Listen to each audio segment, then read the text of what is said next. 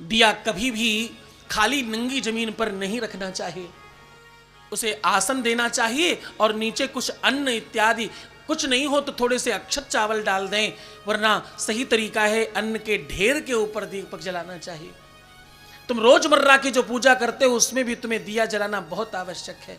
एक दिया जलाना और दूसरा जलपात्र रखना, ये दो चीजों के बगैर तुम्हारा पूजा संपन्न नहीं होता। जैसे तुम अगर गुरुमंत्र नहीं लेते तो तुम्हारा कोई भी शुभ कार्य, कोई पुण्य तुम्हें प्राप्त नहीं हो पाता, सब कट जाता है। वैसे ही जब तुम पूजा करने जाते हो और अगर तुमने कदाचित किसी भी तरह से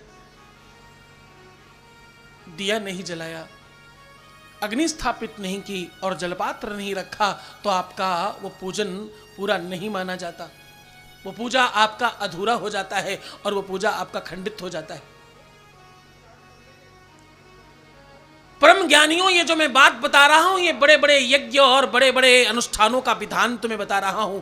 विश्व का कोई भी विशाल अनुष्ठान अगर कभी तुम्हारे घर हुआ होगा तो पहले दीपक जलाया गया होगा, और पंडित जी लोग पहले दीपक का पूजा करते हैं, गंध अक्षत चावल उठाते हैं और कहते हैं भो दीप देव रूपस्थम कर्म साक्षी हविंद कृत यावत कर्म समाप्ति स्यात् तावत त्वं स्वस्तिरो भव।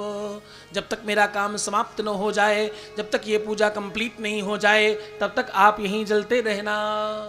हाँ, इसीलिए दीपक का बीच में बुझ जाना अशुभ मानते हैं। क्यों? क्योंकि कहते हैं हम भगवान को कुछ दे रहे थे और बीच में अवरोध आ गया, रुकावट आ गई, उसको शुभ इसलिए नहीं मानते।